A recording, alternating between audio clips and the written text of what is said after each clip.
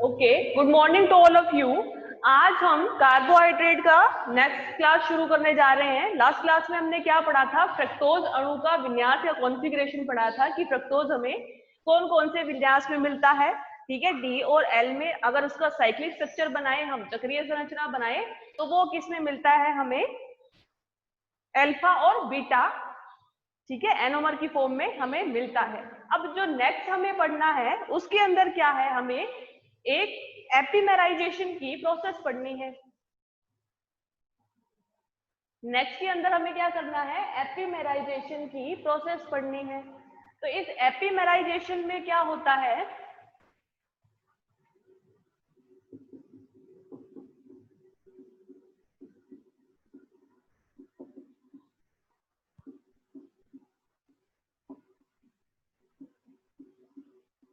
जैसे आपने एक अणु पढ़ा होगा ग्लूकोज का, और ग्लूकोज के साथ में मेनोज का। ठीक है, क्या पढ़ा आपने? मेनोज का। मेनोज और ग्लूकोज के अंदर क्या डिफरेंस होता है? मेनोज और ग्लूकोज के अंदर क्या डिफरेंस होता है?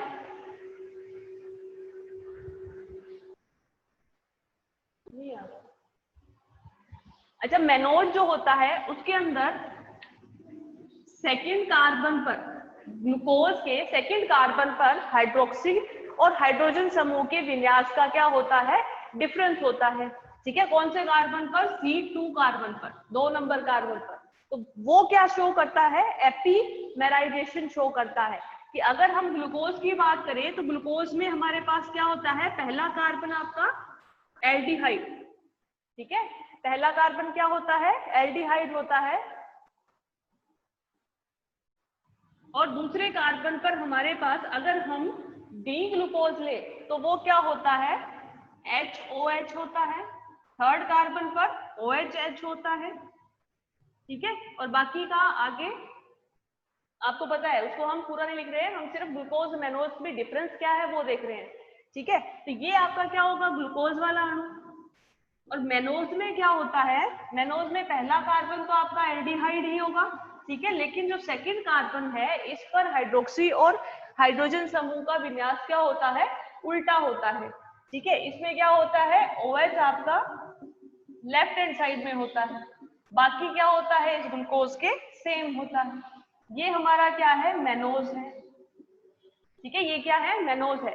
अब हमें करना क्या है? इसकी पूरी जो एक ग्लूकोज है उसको मेनोज में कन्वर्ट करते हैं, यानी एक एपिमेरिक फॉर्म को दूसरी एपिमेरिक फॉर्म में चेंज करते हैं। उसे हम क्या कहते हैं? एपिमेराइजेशन या एपिमरीकरण कहते हैं। ठीक है, और ये पूरी मैकेनिज्म हम पढ़ेंगे कि ग्लूकोज से मेनोज कैसे बनाते हैं। ठीक है, तो हमें क्या करना है? यहाँ पर एपिमेराइजेशन करना है। ठीक है, एपिमेराइजेशन क्या होगा? एक एपिमेरिक फॉर्म को दूसरी एपिमेरिक फॉर्म के अंदर क्या करना है? चेंज करना है। ठीक है, तो यानी हमें क्या करना है? ग्लूकोज को मेनोज में चेंज करना है। तो ग्लूकोज की स्ट्रक्चर हमें पता है क्या होती है। ग्लूकोज क्या होता है? जिसमें पहले कार्बन पर क्या होता है? एल्डिहाइडिक समूह होता है। ठीक है, दूसरे कार्बन पर क्या है? HOH यानी हाइड्रोक्सी समूह जो है सारे के सारे कार्बन पर क्या होता है? डी ग्लूकोज में राइट हैंड साइड में होता है। ठीक है, डी ग्लूकोज में क्या होता है? राइट हैंड साइड में होता है। ये 1 2 3 4 5 और 6 होता है CH2OH। ये हमारी क्या है? डी ग्लूकोज की स्ट्रक्चर है। ठीक है, ये क्या है? डी ग्लूकोज की स्ट्रक्चर है।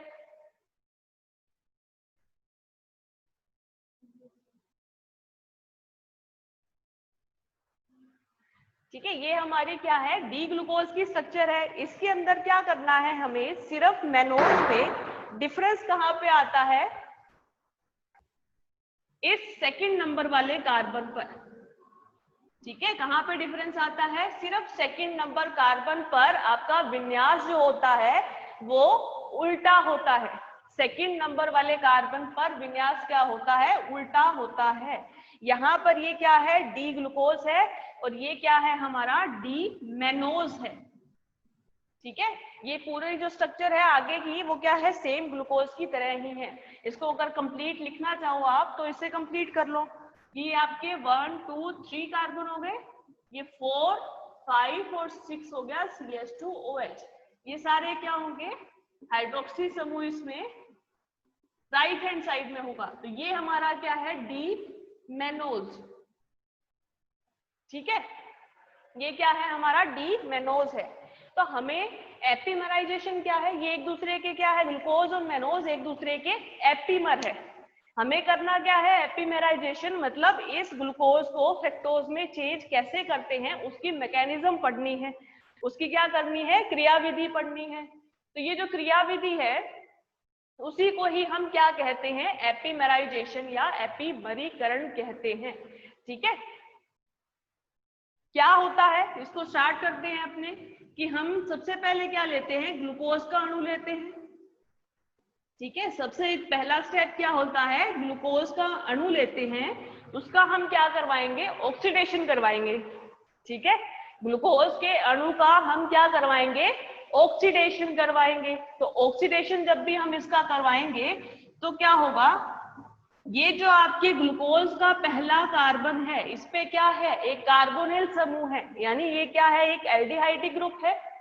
ठीक है, एल्डिहाइड है इसके ऊपर। जब भी हम इसका एल्डिहाइड का ऑक्सीडेशन करवाते हैं तो इससे क्या होगा, हमारे पास एसिड बन जाएगा। ठीक है, एल्डिहाइड का जब भी हम ऑक्सीडेशन करवाते हैं तो हमारे पास क्या बन जाएगा, एसिड बन जाएगा। ठीक, ये जो एसिड बनेगा इसके लिए रिएजेंट क्या काम में ले रहे हैं हम, ब्रोमीन वाटर, ब्रोमीन जल काम में लेते हैं। यानी हमने क्या ले लिया, एक ब्रोमीन प्लस उसके साथ जल का एक अणु। ठीक है, ऑक्सीडेशन किसकी उपस्थिति में करवा रहे हैं, ग्लूकोज का ब्रोमीन वाटर की उपस्थिति में करवा रहे हैं, ब्रोमीन जल की उपस्थिति में करवा रहे हैं। तो ये क्या होगा, ये जो ग्लूकोज है डी ग्लूकोज के पहले कार्बन पर जो एल्डिहाइड ग्रुप है उसको कन्वर्ट कर देगा किसमें, एसिड में। ठीक है, कहाँ पे कन्वर्ट कर देगा, एसिड में। तो ये जो पहला कार्बन है ये क्या बन जाएगा, एल्डिहाइड की जगह एसिड। ठीक है, हमें पता है कि एल्डिहाइड या कीटोन जो है उसको हम जब भी ऑक्सीडेशन करते हैं तो उससे क्या बनता है, एसिड बनता है। बाकी के जो ये है कार्बन ये क्या रहेंगे, सेम रहेंगे। ठीक है, इसके आगे को हम क्या लिख देते हैं, आर से डिनोट कर देते हैं ताकि हमारा शॉर्ट हो जाए।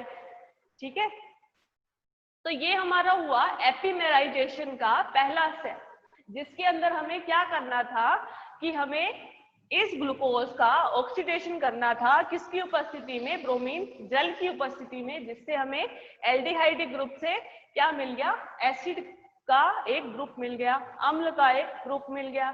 ठीक है, ये आपका क्या था, पहला स्टेप। और ये जो एसिड बना इसको हम क्या कहते हैं, ग्लूकोनिक अम्ल कहते हैं। ठीक है, इसको हम क्या कहते हैं, ग्लूकोनिक अम्ल।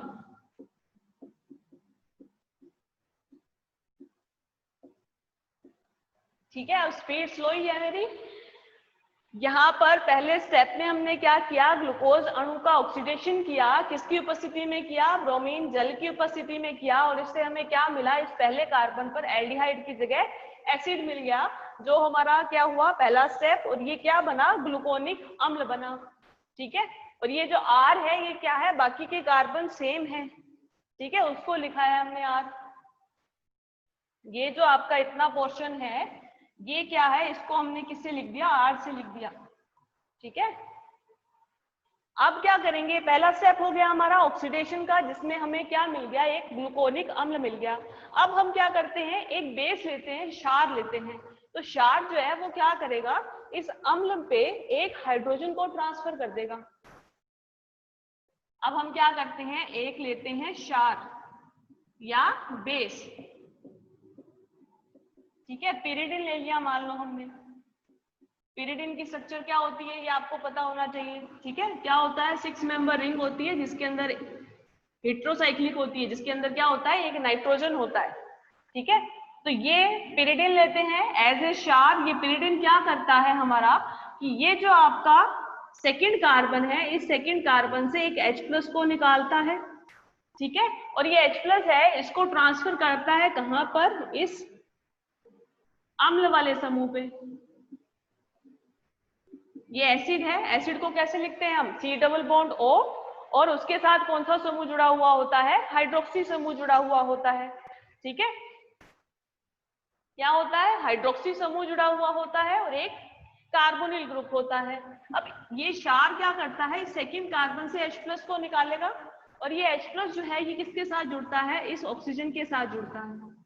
ठीक है, क्यों, क्योंकि ऑक्सीजन के ऊपर क्या होते हैं, लोन पेयर होते हैं, तो वो आसानी से लोन पेयर देकर बंध बना सकता है किसके साथ, हाइड्रोजन के साथ। ठीक है, तो ये क्या होगा, ये कार्बन के ऊपर 3 बंध बन जाएंगे। ठीक है, उसकी संयोजकता क्या हो जाएगी, बढ़ जाएगी। तो ये क्या करेगा, इस डबल बॉन्ड को तोड़ेगा और इसके इलेक्ट्रॉन जो है वो कहां पर लेके आएगा, इस कार्बन और कार्बन के बीच में।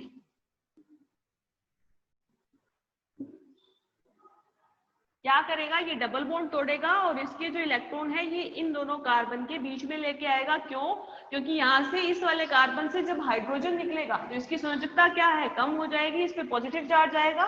तो ये जो डबल बॉन्ड है ये टूट के कहाँ पे आ जाएगा, इन दोनों कार्बन के बीच में, और हमारे पास क्या बनेगा, इनोल बनेगा। यानी एक एल्कीन और इस कार्बन के ऊपर 2 हाइड्रोक्सी समूह यानी ओल।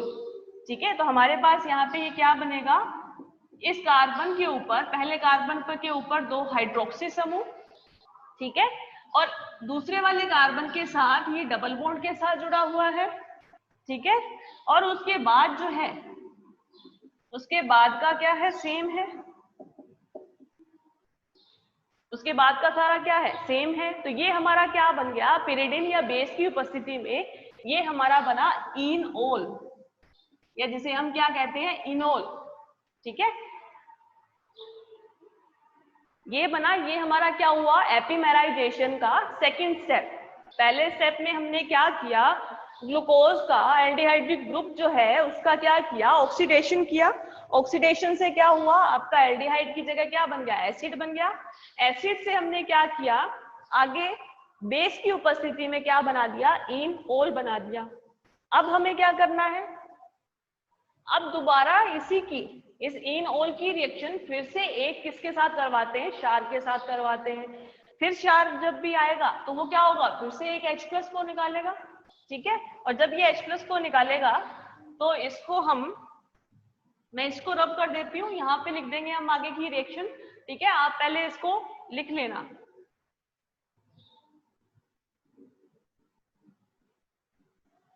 ये इनोल बनने के बाद हम क्या करते हैं, एक और क्षार लेते हैं। ठीक है, क्षार क्या करता है, बेस क्या करता है, हमेशा एक H+ के अणु को बाहर निकालता है। ठीक है, लास्ट स्टेप हमारा क्या था, ये इनोल बना था। वापस से हम क्या करते हैं, इससे पिरिडिन यानी बेस की उपस्थिति में क्या होगा, एक H+ निकलेगा। ठीक है, कोई भी एक 2 हाइड्रोक्सी समूह है इस पहले कार्बन के ऊपर, तो आप कोई भी एक H+ बाहर निकाल सकते हो। तो ये जो बेस है ये क्या करेगा, एक H+ को निकालेगा।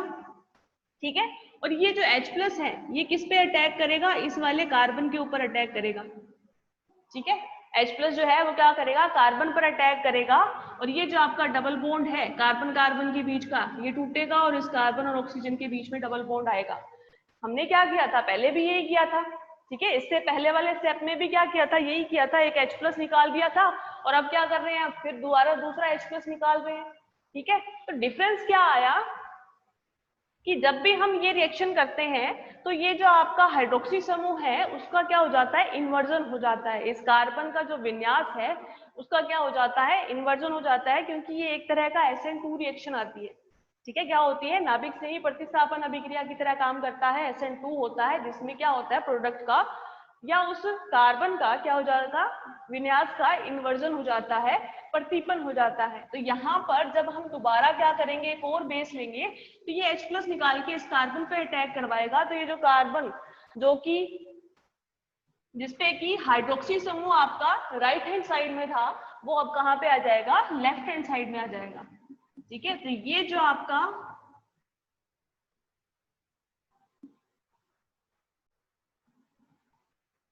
आपका डबल बॉन्ड है ये टूटेगा। ठीक है, और इस कार्बन के ऊपर क्या हुआ, ये हाइड्रोजन आया और हाइड्रोक्सी समूह पहले से था। पहले जो हाइड्रोक्सी समूह था ये राइट हैंड साइड में था, लेकिन अब इस रिएक्शन के अंदर के बाद में क्या होगा, ये हाइड्रोक्सी समूह कहाँ पे आ जाएगा, लेफ्ट हैंड साइड में आ जाएगा। ठीक है, और आगे का आपका क्या होता है, सेम होता है। ठीक, ये आपका क्या हुआ, नेक्स्ट स्टेप हुआ, जिसमें हमने क्या किया, फिर से बेस लिया, फिर से बेस लेने पे क्या हुआ, हमारा जो सेकेंड कार्बन है उसके ऊपर जो हाइड्रोक्सी और हाइड्रोजन समूह है उसका क्या हो गया, विन्यास चेंज हो गया। ठीक है, तो ये जो आपका एसिड बना, अब इसे हम क्या कहते हैं, मैनोनिक अम्ल। ठीक है, ये जो एसिड बना इसको क्या कहते हैं, मैनोनिक अम्ल। ठीक है, इसे क्या कहते हैं, मैनोनिक एसिड। ये बन गया। अब हमें क्या करना है, ये हमारा जो दूसरा कार्बन था इसका विन्यास तो हमने चेंज कर दिया। मेनोज में हमें क्या करना था, सिर्फ इस दूसरे कार्बन के विन्यास को चेंज करना था, जो हम कर चुके हैं। तो अब हमें क्या करना है, इस एसिड को वापस क्या करना है, एल्डिहाइड में कन्वर्ट करना है। तो मतलब हमें इसका क्या करना पड़ेगा, अपचयन करना पड़ेगा। ठीक है, और उससे हमें क्या मिल जाएगा, एल्डिहाइड ग्रुप मिल जाएगा। तो अपचयन से पहले क्या होता है, हम इसको क्या करते हैं, हीट करते हैं या गर्म करते हैं। ये जो अम्ल है इसको क्या किया जाता है, गर्म किया जाता है। जब ये गर्म होता है अम्ल तो इससे क्या होता है, एक जल का अणु बाहर निकलता है। ठीक है, जब इससे क्या होगा, एक जल का अणु बाहर निकलेगा तो हमारे पास एक 5 मेंबर की रिंग बनती है। ठीक है, तो इससे क्या होता है, 5 मेंबर की रिंग बनती है। कैसे बनती है कि आपका जो जल का अणु है वो कैसे निकलेगा, कि आपका ये जो मैनोनिक अम्ल है इसके पहले कार्बन से OH ग्रुप निकलेगा। ठीक है, ये जो पहला कार्बन है इससे क्या होगा, OH ग्रुप निकलेगा। और आपकी 5 मेंबर की रिंग बनती है, मतलब ये जो फर्स्ट, सेकंड, थर्ड और फोर्थ, इसके आगे का जो कार्बन है उससे क्या होगा, एक हाइड्रोजन समूह निकलेगा।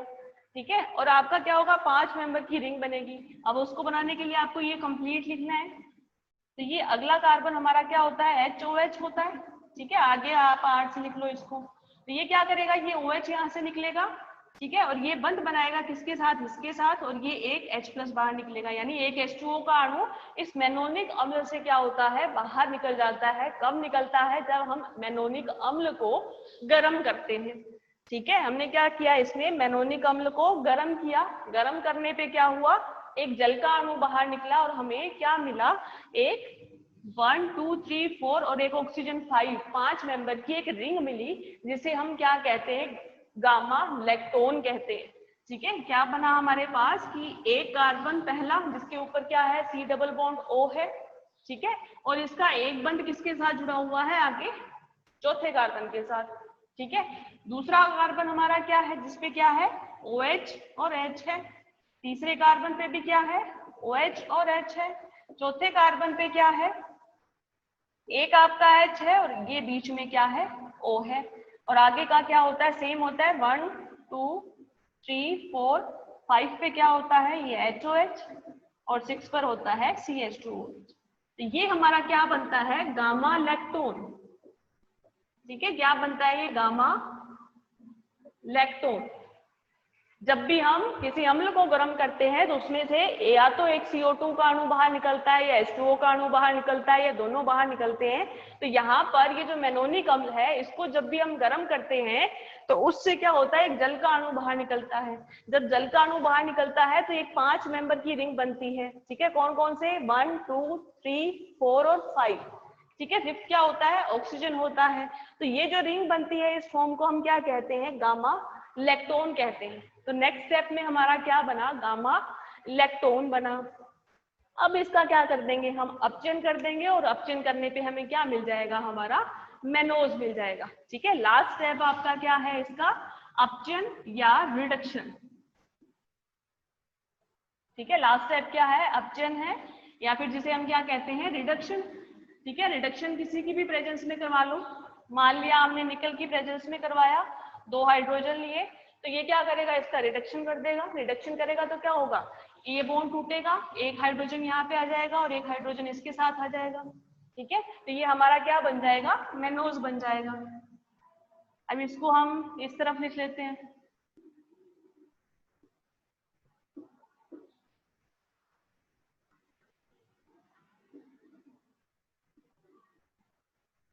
ठीक है, ये जो हमारा था गामा लैक्टोन बना, इस गामा लैक्टोन का हमने क्या करवा दिया, रिडक्शन करवाया।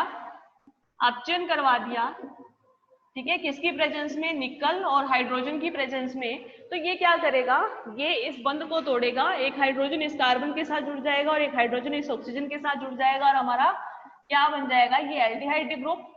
ठीक है, सेकेंड कार्बन पे क्या है, OHH, थर्ड कार्बन पे क्या है, OHH, फोर्थ कार्बन पे क्या है, HOH, फिफ्थ पे HOH और ये हो गया सिक्स्थ कार्बन।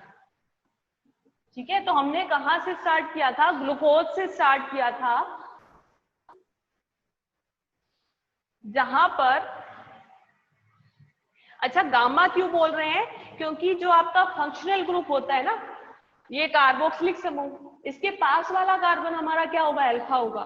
ठीक है, इसके पास वाला कार्बन क्या होगा, अल्फा, बीटा और गामा, यानी गामा कार्बन का जो ऑक्सीजन है वो बंध बना रहा है इस कार्बन के साथ, इसलिए हम इसको क्या कहते हैं, गामा इलेक्ट्रॉन कहते हैं। ठीक है, तो नेक्स्ट क्या, रिडक्शन करवाया, रिडक्शन करवाया तो हमारे पास क्या मिल गया, एल्डिहाइड ग्रुप मिल गया।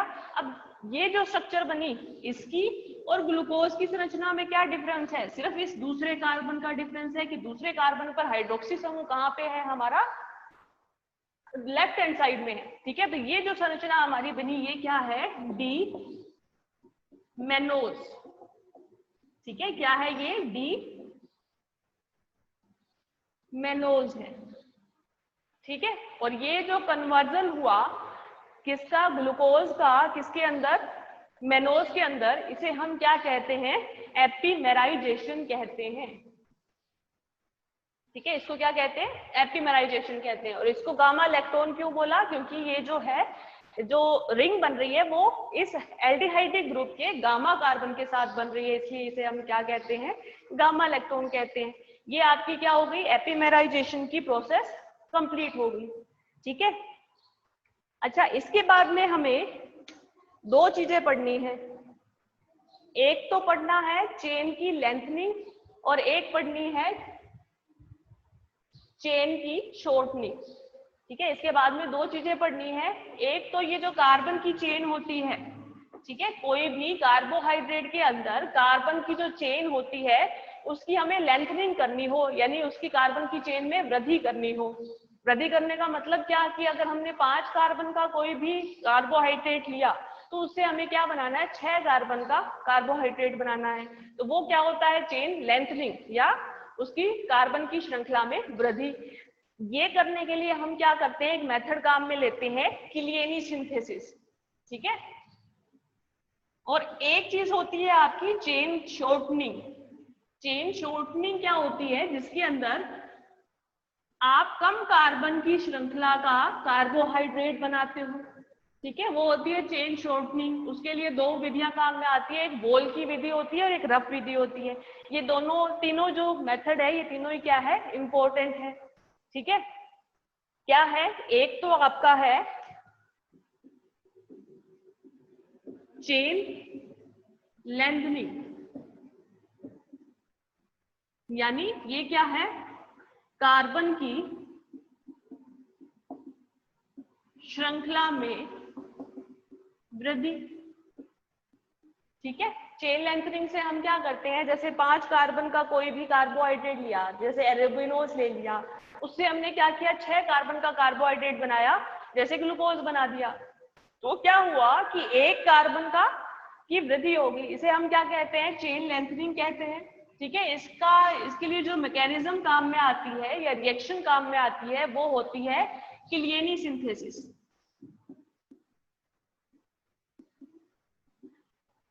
किलियनी संश्लेषण।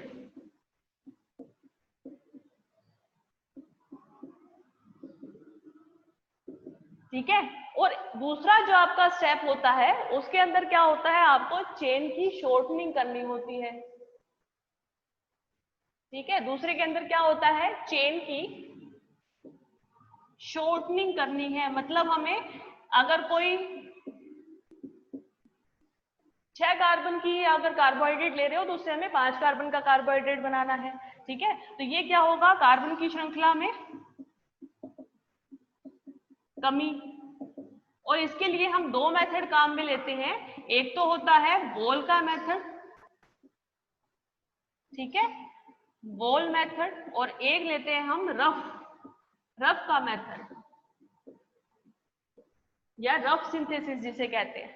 ठीक है, ये दो तीन जो मेथड है ये हम नेक्स्ट पढ़ेंगे। ठीक है, नेक्स्ट क्लास में पढ़ेंगे। अभी किसी को अगर कोई डाउट है तो वो पूछ लो।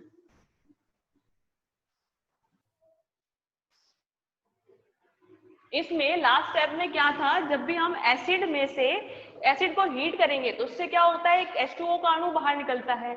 जब ये H2O का अणु बाहर निकलेगा तो ये क्या करता है, ये अपने कार्बन से गामा कार्बन का जो हाइड्रोजन है वो लेके निकलता है। ठीक है, जब ये गामा कार्बन का हाइड्रोजन लेके निकलता है ना, तो यहाँ पे क्या होता है, यहाँ पे तो एक OH है और ये जो है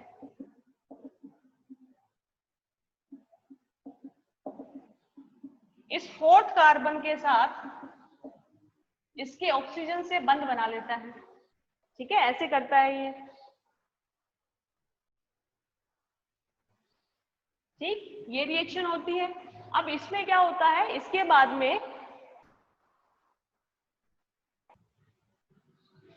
कि ये जो है इसका हम क्या करवाते हैं, रिडक्शन करवाते हैं। रिडक्शन किसकी प्रेजेंस में करवाएंगे, कोई भी धातु ले लेते हैं। ठीक है, रिडक्शन जब भी करवाओगे तो क्या होगा, इसके इसमें H आएगा और इसमें इसके क्या आ जाएगा, OH आ जाएगा। ठीक है, यहाँ से हम पहले से एक OH निकाल चुके हैं तो सिर्फ यहाँ पे क्या है, O बचा हुआ है। ठीक है, एक OH यहाँ से निकाला, H यहाँ से निकाला, ये H2 का अणु निकाला था और इसके ऊपर सिर्फ क्या था, ऑक्सीजन वाला C double bond O carbonyl समूह था। ठीक है, और यहाँ पे क्या था, ये ऑक्सीजन था। जब हम इसका रिडक्शन करवाएंगे तो क्या होगा, ये जो आपका एक हाइड्रोजन है ये तो इस ऑक्सीजन के साथ आ जाएगा और एक हाइड्रोजन कहाँ पे आ जाएगा, इस कार्बन पे आ जाएगा। तो इससे क्या बनेगा, ये तो आपका एल्डिहाइड और बाकी जो है जो आपका ये फोर्थ कार्बन था इसके ऊपर ये क्या आएगा, OH आ जाएगा। ठीक है, रिडक्शन करने से, रिडक्शन से क्या होता है कि जो अगर आपके पास कोई रिंग है तो वो रिंग जो है वो टूट जाती है। ठीक है, और उसके रिंग के दोनों कार्बन के ऊपर क्या होता है, एक एक हाइड्रोजन जुड़ जाता है।